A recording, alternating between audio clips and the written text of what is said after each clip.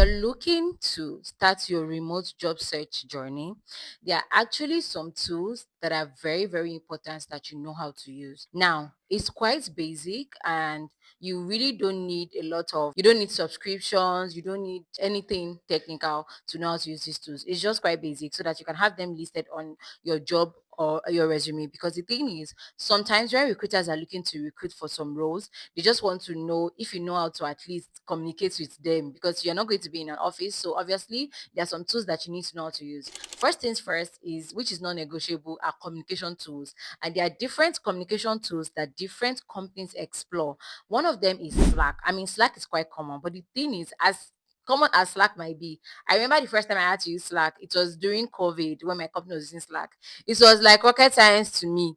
I mean, and actually it was because I was overthinking it, because it's basically just like the way you have WhatsApp. You have people that you send direct messages to. You have like groups where you can explore. You have like channels and communities and different things. So, and the good thing about all of these tools is that a simple 1 or 2 minutes video on YouTube can help you to learn how to use these tools. So if you can just take a whole day and say like, okay, I just want to learn basic tools on how to work remotely, and then you have it. So Slack is one of the things that are non-negotiable. The next thing is Microsoft Teams. Microsoft Teams is also a communication platform. So because some companies do not use Slack, so they communicate through Microsoft Teams. If you can use WhatsApp, if you use Instagram DM, these are platforms that you can just already know how to use. But because maybe you've never even gone to it, or you've not never seen it before, it's going to look like rocket science to you. Zoom. Now, Zoom is one platform that people really, really, really use. In fact, during your application process, you will already see that recruiters will tell you to join a Zoom link whenever it is that you want to have your meeting. Another one that is very, very similar to Zoom is Google Meet. Now, Google Meet may seem like it's very simple, but it's a free video meeting tool where you can just like create a link. So when you click on your Google Meet, you can create a link by yourself where you can just send it to people to join a meeting, start an instant meeting, or even join another meeting by just clicking on that link. And there you have it for the communication tool. Now, another set of tools that you need to learn when you want to do remote job, or you're interested in starting remote job, is task and project management tools. Now, for task and project management tools, there are really, really a number of it, and the list is endless, trust me.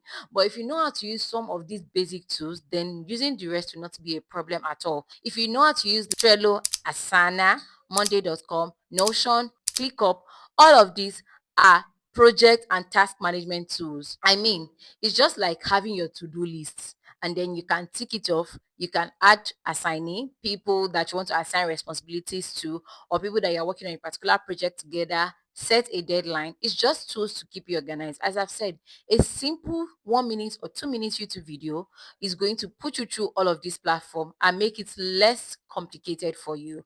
You just need to learn it so that you just don't send an empty resume to recruiters. Another thing you need to learn is file storage and collaboration tools. Now, because you're not going to be in the same office with these people, imagine me and somebody are working on a document together. I mean, if you're in the same office, you can just like go through your laptop and say, oh, let's look at this document together.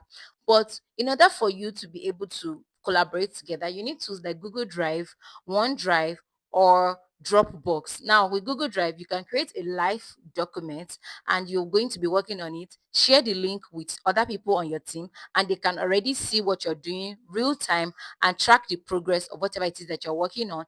Or for file storage, if you sign a contract, you can just upload it on a particular drive or a particular folder, and other members of your team will have access to it, and work can flow regardless of the location that you guys may be. Another thing that you need is a time tracking or time management tool.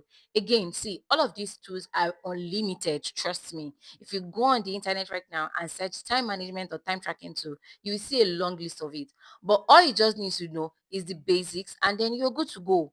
Now, what are all of these time management tools? You have Clockify, Toggle, Calendly, Rescue Time. A lot of companies use time tracking because they pay you per hour. And so the amount of time that you track at the end of every month multiplied by the amount they agree to pay you per hour is what you're expected to earn. So if you go on YouTube and you search Toggle 101, It's going to bring you various videos on how to use Togo or how to use Togo. How can I use Togo as a beginner? How can I use Asana as a beginner? How can I use Monday.com as a beginner? Calendar management 101. There are a lot of things that you can learn using YouTube. For payment and finance, if you are a freelancer and you're wondering how you can get paid, you can use Word Remit. You can use one of the platforms that I use at the early start of my journey as a remote worker is Flutterwave, and it really really came true for me. You can just generate a payment link and you send it to whoever it is that you're working with. They input the amount and there are different payment options. They can either pay with card, bank transfer, or whatever it is that is available in their country or location. Then you can also use PayPal. You can also use Payoneer. You can also use Wise Transfer. It's just that a lot of these platforms have their pros and cons and their availability depending on the location that you are or your merchant or your client is located. But in Nigeria, I can confidently tell you that I've explored Payoneer, I've explored Flutterwave, I've used World Remit, and I've also used Wise Transfer as well and Gray. So these are all the platforms that I've used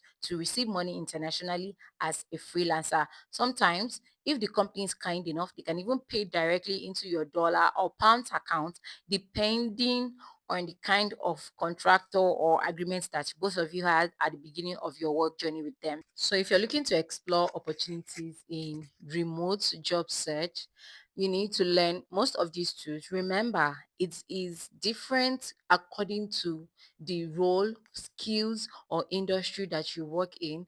These are just like basic collaborative tools that I recommend that you learn to show that you have the ability to work independently and collaborate with teams across various locations, and then you can work internationally without people being on your toes or having to monitor you from time to time. So if there are any other tools that you feel like are specific to different industries or you feel like are going to be useful in a remote job search journey that I left out, please feel free to share with us or leave it in the comment section. Remember to like, subscribe, save, and share. You just might be helping somebody in your circle.